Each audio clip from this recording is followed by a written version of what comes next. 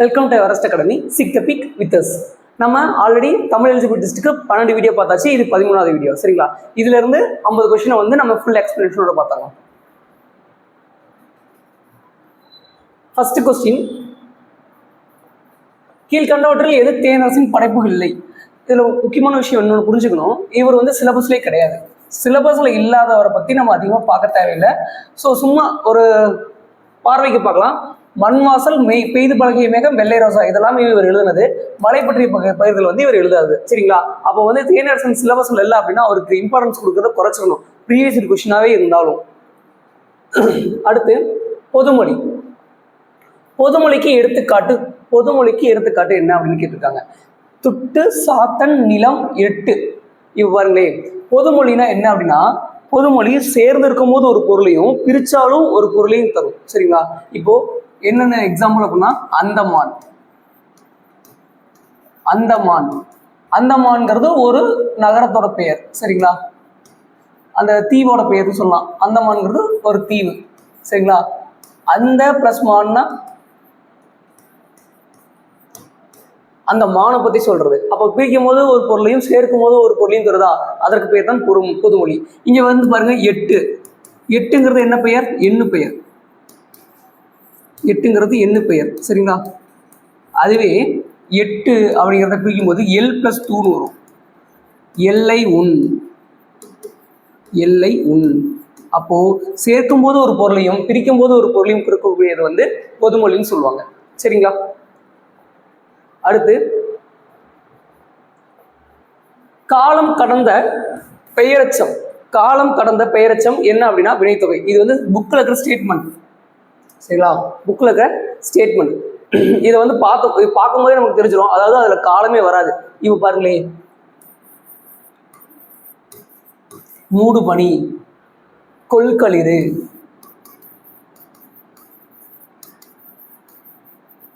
இப்போ இதெல்லாம் பார்த்தீங்கன்னா 3 காலத்துக்குமே மறைஞ்சு வந்திருக்கு. மூடு பனி, மூடிய பனி, மூடுகின்ற பனி, மூடும் பனி. கொள்களிறு, கொன்ற களிறு, கொல்லும் களிறு, கொள்கின்ற களிறு. அப்படிங்கும் போது 3 காலத்துக்கு ஏற்ற மாதிரி மறைஞ்சு வந்துச்சு அப்படின்னா அது என்ன சொல்லுவாங்க அப்படின்னா வினைத்தொகைன்னு சொல்லுவாங்க. அவ்வளவுதாங்க, டிஃபரன்ஸே அவ்வளவுதான். இதுவும் வந்து ஸ்டேட்மெண்ட்ல இல்லை, அதாவது நம்ம சிலபஸ்ல இல்லாதனால அவ்வளவு இம்பார்ட்டன்ட் கிடையாது. பாஞ்சாலி சபதத்தில் பாம்பு கொடியவன் என்று அழைக்கப்படுபவன் துரியோதனா. சரிங்களா? இது சிலபஸ்ல இல்லை அப்படின்னா அதுக்கு கொடுக்கக்கூடிய இம்பார்ட்டன்ஸை ஆட்டோமேட்டிக்கா நீங்க குறைச்சிட்டு சிலபஸ்ல எது இருக்கோ, இப்போ அதுக்கு பொதுமொழின்னு இருக்கா, பொதுமொழிக்கு எவ்வளவு இம்பார்ட்டன்ஸ் கொடுத்து அதை படிக்கணுமோ அதை படிக்கணும். சிலபஸ் இல்லைன்னா அதை படிக்கக்கூடாது. சரிங்களா? காந்தியடிகள் தமிழகம் வந்த போதெல்லாம் அவரது மேடை பேச்சினை மொழிபெயர்த்த பெருமகனார் யாருன்னா திருவிக்கா. ஓகே, இப்போ இந்த இடத்துல நீங்க எவ்வளவு இம்பார்ட்டன்ட் கொடுக்குறீங்கிறது நிறைய புரிஞ்சு வச்சுக்கோங்க. 1856 திராவிட மொழிகளின் ஒப்பிலக்கணம் என்ற நூலை எழுதியவர் கால்டுவெல். ரொம்ப ரொம்ப முக்கியம். ஏன்னா இதெல்லாம் எங்க வருது அப்படின்னா 9th ஸ்டாண்டர்ட்ல திராவிட மொழி குடும்பம்ங்கிற பாடத்துல வருது. திராவிட மொழி குடும்பம். அப்போ திராவிட மொழி குடும்பம் பாடத்தை வந்து நம்ம எப்படி படிக்கணும் அப்படின்னா இன்ச்சு பை இன்ச்சா படிக்கணும். அதுலதான் ஒகடி ஒஞ்சு அப்படிங்கிற ஒன்று அப்படிங்கிற பெயர் தமிழ் சொல்ல இருந்து எப்படி மறுவச்சுன்னு சொல்லியிருப்பாங்க. கண் அப்படிங்கிற பெயர் கண்ணு கெண், அது அந்த மாதிரி கண்ணு எப்படி மாறுச்சுங்கிறத சொல்லியிருப்பாங்க. அதே மாதிரி முதல் சங்க இலக்கியம் வந்து தமிழ்ல வந்து சங்க இலக்கியம் தான் முதல் இலக்கியம். அதே மாதிரி மலையாளத்துக்கு என்ன, கன்னடத்துக்கு என்னன்னு சொல்லியிருப்பாங்க. அது எத்தனாவது நூற்றாண்டுன்னு சொல்லியிருப்பாங்க. இலக்கணத்துக்கு என்ன நூல்னு சொல்லியிருப்பாங்க. இந்த மாதிரியான பல விஷயங்கள் வந்து அந்த ஒரே பாடத்துல இருக்கும். அப்போ வந்து திராவிடத்தை பத்தி நமக்கு வந்து ஒரு தலைப்பு இருக்குது சிலபஸ்ல. அப்போ அதுக்கு ரொம்ப இம்பார்ட்டன்ட் கொடுக்கணும். அப்போ அந்த பாடத்தை ஃபுல்லாவே நல்லா படிச்சுக்கணும். இப்போ அந்த பாடத்துல இருந்தா இந்த கொஸ்டின் வந்திருக்கு அப்படின்னா கபில் சுலபில், ஸ்டென்கனோ, ஆந்திரனோ இவங்க எல்லாமே வந்துட்டு திராவிட மொழி குறித்த ஆய்வுல வந்து ஈடுபட்டு இருப்பாங்க. சரிங்களா? அதனாலதான் இவங்க எல்லாத்தையும் என்ன பண்ணிருக்காங்க அப்படின்னா ஆப்ஷன்ல வச்சிருக்காங்க. ஆனா இங்க என்ன கொஸ்டின் கேட்டிருக்காங்கன்னா 1856 திராவிட மொழிகளின் ஒப்பிலக்கணம் என்ற நூலை எழுதியவர் யாருன்னா கால்டுவெல். இதுதான் இங்க முக்கியம். சரிங்களா? அடுத்து, நாடு மொழியும் நமதிரு கண்கள் என புகழ்ந்துரைத்த கவிஞர். நாடு மொழியும் நமதிரு கண்கள், இது ஏன் ரொம்ப இம்பார்ட்டன்ட்னா பாரதியார் சிலபஸ்ல இருக்காரு. பாரதியார் என்ன பண்ணாருன்னா சிலபஸ்ல இருக்காரு. நாடு மொழியும் நமதிரு கண்கள் அப்படிங்கிறவர் யாருன்னா பாரதியார். உழைக்கும் மக்கள் தம் களைப்பை மறக்க பாடும் பாடல் வகை எது அப்படின்னா நாட்டுப்புற பாடல். ஃப்ளோக் அப்படின்னு சொல்லுவாங்க. ஃப்ளோக் டான்ஸு, ஃப்ளோக் சாங்கு இந்த மாதிரிலாம் கேட்டால் அப்படின்னா நாட்டுப்புற பாடல், ஃப்ளோக் சாங், ஃப்ளோக் டான்ஸ்.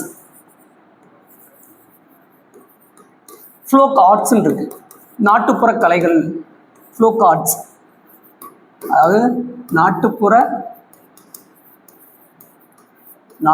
பாடல், நாட்டுப்புற நடனம், அதே மாதிரி நாட்டுப்புற கலைகள், இதெல்லாமே கலைச்சொற்கள்ல வரும். அடுத்து பகை என்னும் பொருளை தரும் ஓரெழுத்து ஒரு மொழி. நம்ம புக்கில் இருக்கிறத படிக்கும் போது என்ன தெரியுமா படிச்சிருப்போம்? 7th புக்கில் இருக்கும், ஓரெழுத்து ஒரு மொழிகள்னு சொல்லி 7th புக்கில் இருக்கும். அதில் என்ன படிப்போம் அப்படின்னா தூ அப்படின்னா தூய்மை, தூ அப்படின்னா தூய்மை மட்டும் தான் தெரியும். ஆனால் பகைன்னு இன்னொரு அர்த்தம் இருக்கு, பகைங்கிற இன்னொரு அர்த்தமும் இருக்கு. அப்போ தூனா பகைமை, சரிங்களா? நே அப்படின்னா என்ன? அன்பு.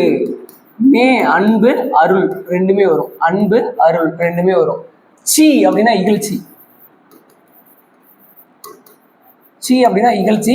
இன்னொன்று வந்து லக்குமின்னு நினைக்கிறேன், இன்னொன்று லக்குமி. மோனா முகத்தல், மோ அப்படின்னா முகத்தல். இதெல்லாம் நல்லா நோட் பண்ணிங்க, ரொம்ப ரொம்ப இம்பார்ட்டன்ட். ஓரெழுத்து ஒரு மொழின்னு கண்டிப்பாக ஒரு கொஸ்டின் கேட்பாங்க. அடுத்து தவறான ஒளிமரபு சொல்லை தேர்வு செய்க. குயில் கூவும், சரியானது. குயில் கூவதான் செய்யும். மயில் அகவும். புறா குளரும் கிடையாது, புறா குணுகும், புறா குணுகும். கிளி பேசும் அல்லது கொஞ்சும், கிளி பேசும் அல்லது கொஞ்சும். சரிங்களா? அவ்வளவுதாங்க மரபுகளை, ஒளி மரபை கண்டுபிடிச்சாச்சு. அடுத்து உளவு பற்றிய பழமொழியை தேர்வு செய்க. உளவு பற்றிய பழமொழி. அப்போ உளவு பத்தி நமக்கு தெரிஞ்சிருந்தா மட்டும்தான் இதை ஆன்சர் பண்ண முடியும். அகல உழுவதை விட ஆழ உழுவதே மேல். அகல உழுவுறதுனா கலப்பை போடும் போது அகலமா போட்டு கலப்பையை வந்து எப்பவுமே போட மாட்டாங்க, கலப்பையை வந்து நல்லா அழுத்தி பிடிச்சி ஆழமா போடுவாங்க. ஏன் அப்படின்னா கீழே இருக்கிற மண் மேலே வரும்போது வளமான மண் மேலேயும் வளமற்ற மண் கீழேயும் போகும்போது நமக்கு வந்து என்னன்னா மண் சுழற்சி ஏற்படும். அந்த மண் சுழற்சி காரணமாக நமக்கு வந்து அதிக விவசாயம், அதிக மகசூல் கிடைக்கும். அப்போ என்ன சொல்றாங்க அப்படின்னா அகல உழுவதை விட ஆழ உழுவதே மேல். சரிங்களா? இதுவே ஆடிப்பட்டம் தேடி விதைனாலும் இதுவும் உழவை பத்தி தான் சொல்லும். ஆனா இது டைரக்டா உழவை பத்தி சொல்ல, ஆடிப்பட்டம் தேடி விதை அப்படிங்கிறதும் உழவை பத்தி தான் சொல்லும்.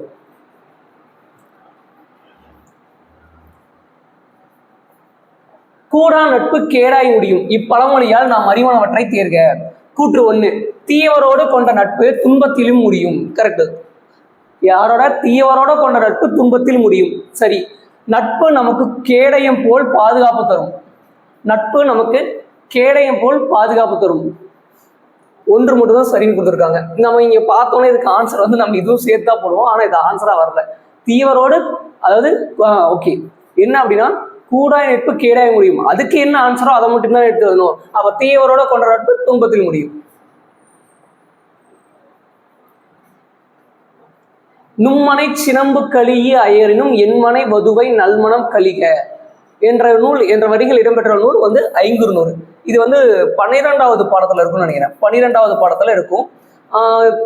இந்த மாதிரி சிலபஸ்ல வந்து இருக்கக்கூடிய விஷயங்களை கொஞ்சம் பார்த்துக்குங்க. ஏன்னா பாடல் வரிகள் கொடுத்து கேட்பாங்களான்னு எனக்கு சரியா தெரியல, ஆனா அறிஞர் பொருட்களை கண்டிப்பா கேட்பாங்க அப்படிங்கிறது உண்மை. நமக்கு என்ன ஒரு எக்ஸாம் வச்சதுக்கு அப்புறம் தான் இந்த சிலபஸ்க்கு ஏற்ற மாதிரி என்ன கொஸ்டின்ஸ் கேட்கலாம், எப்படிலாம் கொஸ்டின்ஸ் வரும் அப்படிங்கிறத நம்ம அதுக்கப்புறம் தான் ஒரு அசம்ஷனே பண்ண முடியும். பாவகையால் பெயர் பெற்ற சங்க இலக்கிய 8 தொகை நூல். பாவகையால் பரிபாடல் கலித்தொகை. பாவகையால் பெயர் பெற்றதுன்னா களிவெண்பா. சரிங்களா? களிவெண்பாவால் ஆனது, அதனால கலித்தொகை. இதுவும் பரிபாடல். அப்போ வந்து ரெண்டுமே என்னன்னா பாவகையால் பெயர் பெற்றது. அகநானூரோட இன்னொரு பேர் என்னன்னா நெடுந்தொகை. அகநானூர்னா நெடுந்தொகை. அகநானூரோட அடிவரை எவ்வளவு? 13 to 31. அடுத்து அகன் அமர் அக்காதல் ஐய நின்னோடு எழுவர் ஆனோம். இது வந்து கம்பராமாயணத்துல வர நூல். கம்பராமாயணத்துல இது வரும். சரிங்களா? ராமன் யாரை குறிப்பிடுகிறார் அப்படின்னா, அதாவது இவங்களோட சேர்ந்து எத்தனை பேர் மொத்தமா வந்து அவங்களோட தம்பிகளா மாறுவாங்க அப்படின்னா மொத்தம் 7 பேர் தம்பிகளா மாறுவாங்க. அந்த லாஸ்டா வர்றது யாருன்னா விடணன். விடணன் யாரு அப்படின்னா, விடணன் வந்து ராவணனோட பையன். அப்போ வந்து சாரி, ராவணனோட தம்பி. ராவணனோட தம்பியான விடணன்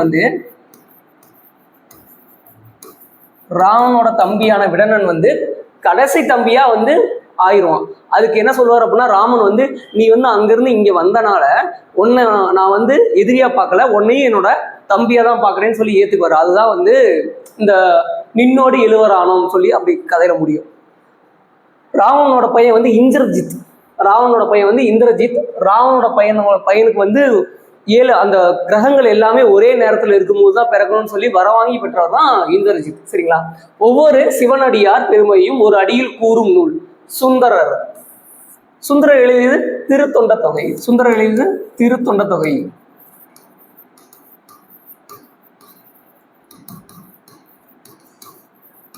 ஒவ்வொரு பாடலிலும் ஒரு அடியாரை பத்தி பாடி இருந்துச்சு அப்படின்னா அது திருத்தொண்டர்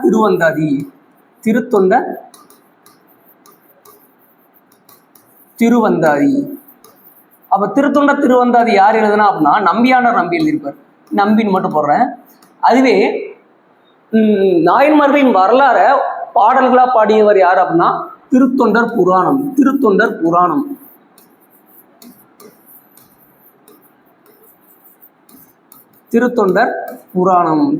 புராணம் யார் எழுதுனா அப்படின்னா சேக்கிழார். அதான் நம்ம என்ன சொல்றோம் அப்படின்னா பெரிய புராணம் சொல்றோம். ஓகேங்களா? அடுத்து இதுல ஏன் வந்து நம்பியாண்டார் நம்பி சேக்கிழார்லாம் வச்சிருக்காங்க அப்படின்னா அதான் காரணம். ஒவ்வொரு சிவனடியாரின் பெருமையும் ஓரடியில் கூறுவதுனா சுந்தரர். ஒவ்வொரு பாடலிலும் ஒரு சிவனடியை பத்தி பாடிருந்துச்சு அப்படின்னா அது திருத்தொண்டர் திருவந்தாதி நம்பியாண்டார் நம்பி. அதுவே ஒவ்வொரு நாயன்மார்களின் வரலாறையும் பாடல்களா பாடுறது யாருன்னா சேக்கிழார் எழுதியது பெரிய புராணம். பெரிய புராணத்தோட இன்னொரு பேர் என்னன்னா திருத்தொண்டர் புராணம். திருவிளையாடற் புராணத்தில் உள்ள திருவிளையாடல்களின் எண்ணிக்கை 64. இதெல்லாம் ப்ரீவியஸ் கொஸ்டின் ஜஸ்ட் பாத்துங்க. ஆனா சிலபஸ்ல இருக்கிறது மட்டும் தான் ரொம்ப நல்லா பார்க்கணும் தான் என்னோட கருத்து. முனைப்பாடியார் இயற்றிய அறநெறிச்சாரம் எத்தனை பாடல்களை கொண்டுள்ளது? 225. சரி, அடுத்து அகரவரிசை கொடுத்துருக்காங்க, மாவரிசை கொடுத்துருக்காங்க. மாமா மீமி மூமு மேமே, அது கரெக்டா வந்துருச்சு. மாமா மீமி மூமு மேமே பார்த்தாலே தெரிஞ்சிடும். இதுக்கு நல்லா தெரியல அப்படின்னா நம்ம என்ன சொல்லுவோம் அப்படின்னா அகரவரிசைக்கு இம் பிளஸ் ஆ என்ன வரும்? மா. அதே இம் பிளஸ் ஆ அப்படின்னா மா. அதே மாதிரி இங்க வந்து இம் பிளஸ் ஐனா என்ன போடுவீங்க? மைன்னு போடுவீங்களா? அந்த மாதிரி 12 உயிரிழத்தையும் இந்த இம்மோட சேர்த்து எழுதும் போது நமக்கு வந்து ஒரு வரிசை கிடைக்கும். அது அகரவரிசை. அதை வச்சு இது கண்டுபிடிச்சிடலாம் ஈஸியா. அடுத்து வேர்ச்சொல் காண்க. நாளம் அப்படின்னா உலகம் அர்த்தம். உலகம். தாரணி அப்படின்னாலும் உலகம் தான். நாள் அப்படின்னா என்ன அர்த்தம் அப்படின்னா தொங்குதல். நாள் இதுதான் அதோட வேர்ச்சொல். ஏன்னா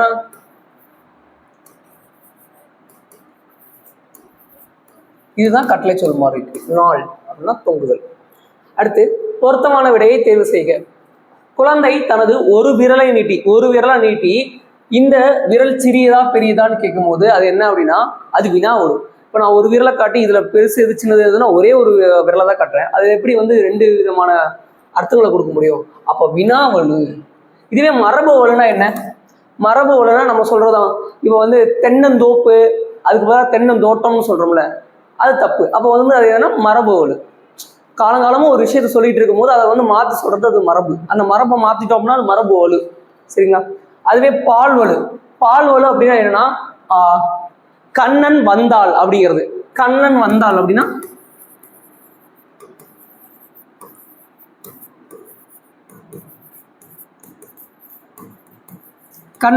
அப்படின்னா ஆண் பால்ல பெண் பாலோட சேர்த்து சொல்லும் போது அது பால்வலுவா மாறிடும். திணைவலு இது எப்படி தெரியுமா சொல்லலாம்? கண்ணன் வந்தது. அப்போ ஒரு உயர்திணைய ஒரு அக்ரிணையோட சேர்த்து சொல்லும் போது அது என்ன வலுன்னு சொல்லுவாங்க? அது வந்து திணை வலுன்னு சொல்லுவாங்க.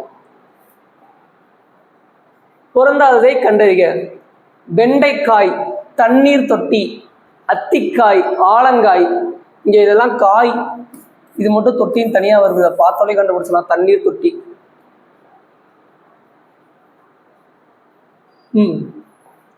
ஆதிரையான் என்பது எவ்வகை பெயர் சொல்லை குறிக்கிறது?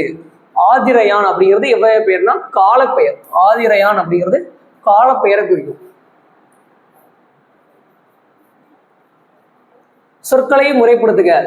ஏகலை கலையை அம்புவிடும் தமிழ் என்றது தப்பு. அம்புவிடும் கலையை ஏகலை என்றது தமிழ். சரிங்களா? ஏகலைனா ஏகலைவன், அப்போ அம்புவிடும் கலையில் வல்லவன். எடுத்தோன்னா அந்த கொஸ்டின் நிறைய டைம் ரிப்பீட் ஆயிருக்கு. அப்போ அந்த கொஸ்டினுக்கான இம்பார்ட்டன்ஸ் பார்த்துக்குங்க. அடுத்து மறுபடியும் ஓரெழுத்து ஒரு மொழி. ஓரெழுத்து ஒரு மொழியில 42 எழுத்து இருக்கும். அது 42 எழுத்துமே நீங்க வந்து இன்ச்சு பை இன்ச்சா பார்த்துட்டு வந்துருங்க. ஓரெழுத்து ஒரு மொழியின் பொருள் தருக. நானா வந்து என்ன அர்த்தம்? நானா நாக்கு. ஓகே, நானா நாக்கு தான் வரும். நானா நாவு, நாக்கு, இது ரெண்டுமே வரும். அடுத்து ஒளி வேறுபாடு அறிந்து சரியான பொருளை தேர்வு செய்க. தாள். தாள். இப்போ தாளாட்டு. தாளாட்டு அப்படின்னா என்ன அர்த்தம்? தாளாட்டு அப்படின்னா என்ன அர்த்தம் அப்படின்னா தாள் அப்படின்னா நாக்கு. தாள் அப்படின்னா நாக்கு. அப்போ நாக்கை வைத்து பாடுவதால் அதுக்கு பேர் என்ன அப்படின்னா தாளாட்டுன்னு சொல்லுவாங்க. அப்போ தாளாட்டு, அதாவது நம்ம வந்து ஆட்டி விட்டு ஒரு குழந்தை தூக்க வைக்கிறோம்ல, அதுக்கு ஈக்குவலானது தான் இந்த தாளாட்டு. தாளாட்டு, தாள் மூலமா நம்ம என்ன பண்றோம் அப்படின்னா ஒரு இசையை எழுப்பி அந்த குழந்தையை தூங்க வைக்கிறோம். அப்போ வந்து தாளாட்டு. அதுவே தாள். தாள் அப்படின்னா பாதம். தாள்னா பாதம். தமிழ் ரொம்ப அழகான விஷயத்த, நிறைய விஷயத்த இப்படிதான் சொல்லிடுவோம். நம்ம ஆழ்ந்து பார்க்கும்போது இவ்வளவு அழகா வந்து இந்த இதுக்கு பேர் இருக்கா அப்படிங்கிற மாதிரி நமக்கு ஆச்சரியமா இருக்கும். தமிழ் ஆட்சி மொழியாக திகழும் நாடுகள் இலங்கை, சிங்கப்பூர், மலேசியா. சரிதான்.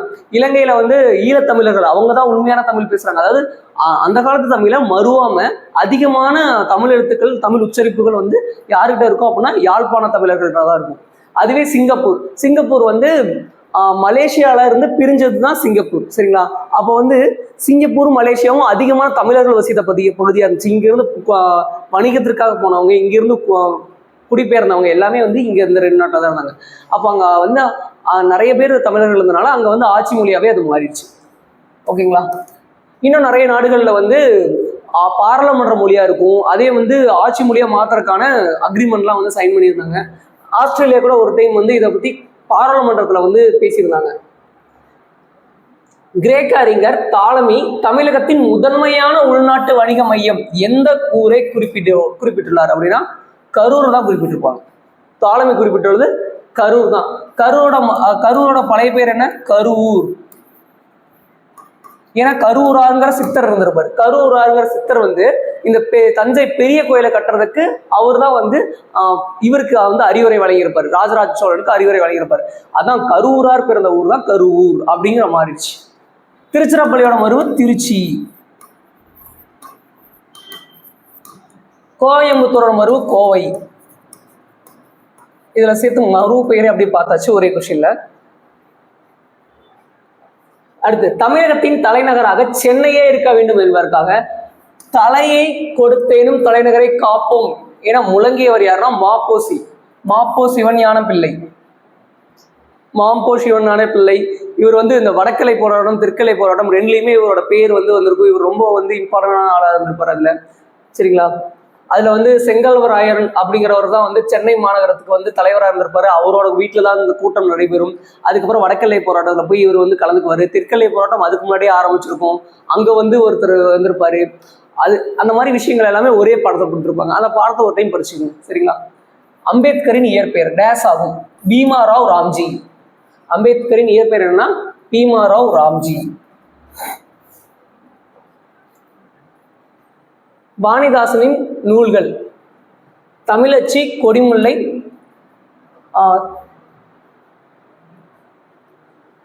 தமிழச்சி, கொடிமுல்லை, தொடுவானம். இது மூணுமே வந்து வாணிதாசனோட நூல்கள்.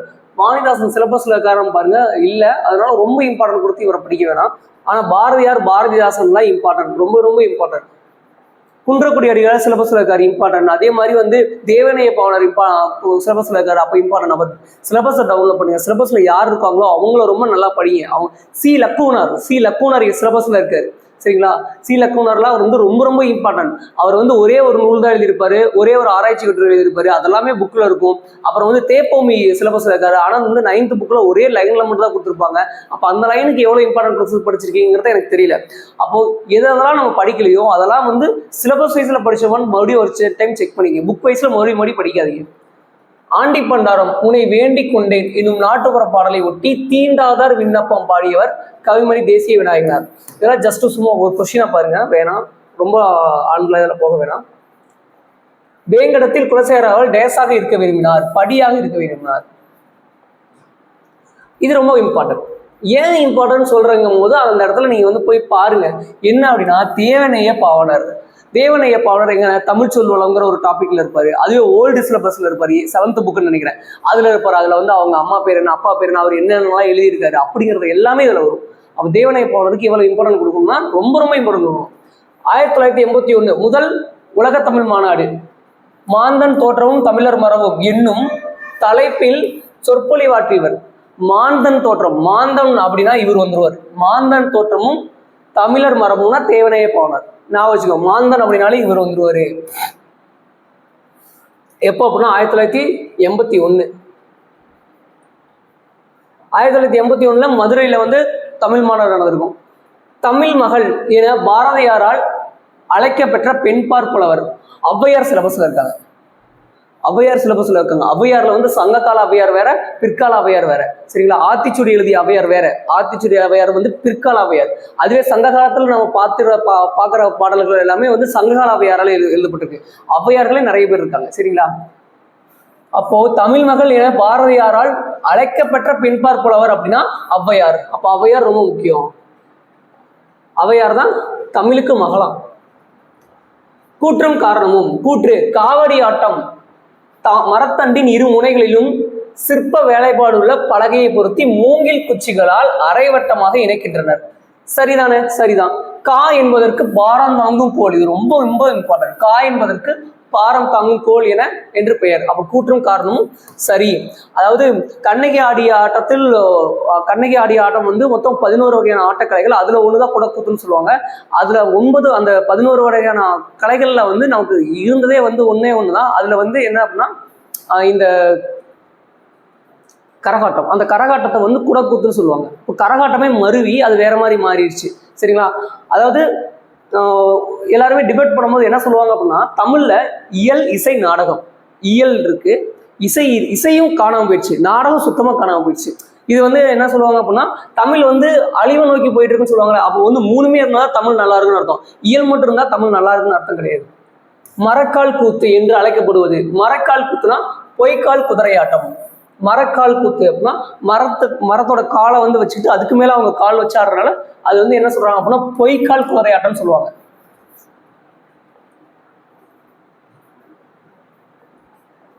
உலக சரித்திரம் என்ற உலக புகழ்பெற்ற நூலின் ஆசிரியர் ஜவஹர்லால் நேரு. இதான் ஜஸ்ட் ஸ்க்ரோல் தான், ஏன்னா முன்னாடியே அதை சொல்லிட்டேன். என்னன்னு, ஓமையால் விளக்கப்பெறும் பொருத்தமான பொருளை தேர்ந்தெடுங்க. பலவன் கிணற்று தவளை போல வாழ்ந்தான். கிணற்று தவளை அப்படின்னா என்னன்னா, அந்த கிணறுல இருக்கிற தவளை வந்து கடைசி வரை வெளியே போகாது, அதுதான் உலகம் நினைச்சு வாழ்ந்துட்டு இருக்கும். அப்போ அதுக்கு பேர் தான் கிணற்று தவளை. பலவன் குறுகிய அறிவுடையவனாக வாழ்ந்தான், சரிங்களா? அப்போ குறுகிய அறிவுனா என்ன அப்படின்னா, நம்ம வந்து புக்கு மட்டும் தான் படிக்கிறதுங்கிறதே குறுகிய அறிவு தான். சொல்ல போனா அதான் உண்மை. புக்கு மட்டும் தான் படிப்பேன், புக்கில் இருக்கிறது எல்லாத்தையும் படிப்பேன்.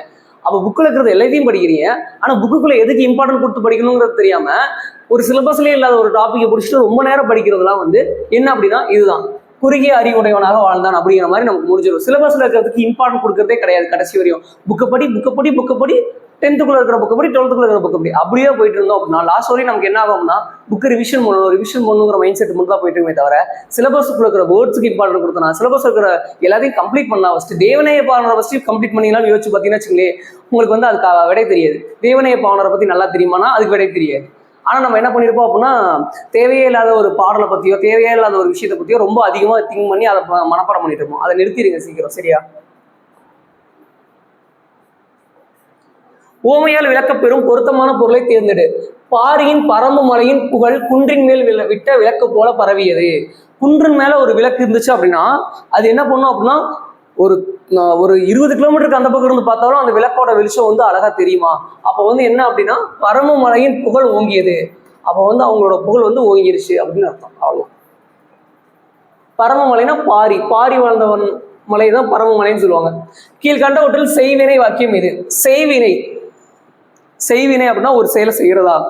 விருந்து வழங்கியவர் யார்? இது வந்து வினா வாக்கியம். வேளா இலக்கணத்தை நன்றாக படி, கட்டளை வாக்கியம். அமைச்சர் விருது வழங்கினார், இதுதான் செய்வினை வாக்கியம். நான் இலக்கணத்தை கற்று வாழ்வில் உயர்ந்தேன் அப்படின்னா தன்வினை வாக்கியம்.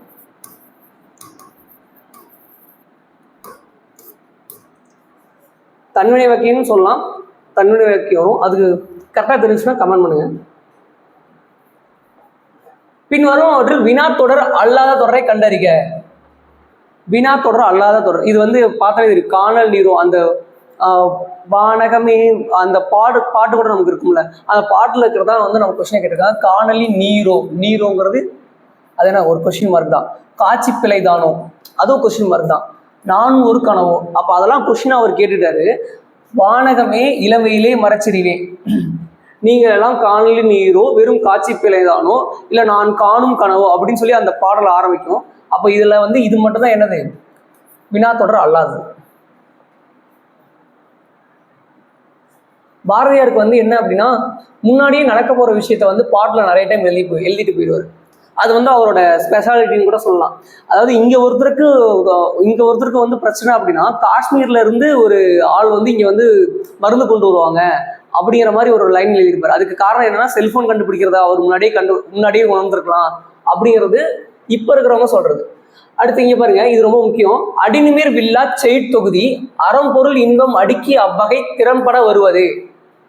அடிநிமிர் வில்லா செய்தொகுதி அறம்பொருள் இன்பம் அடுக்கி அவ்வகை திறம்பட வருவது கீழ்கணக்கு நூல்கள்.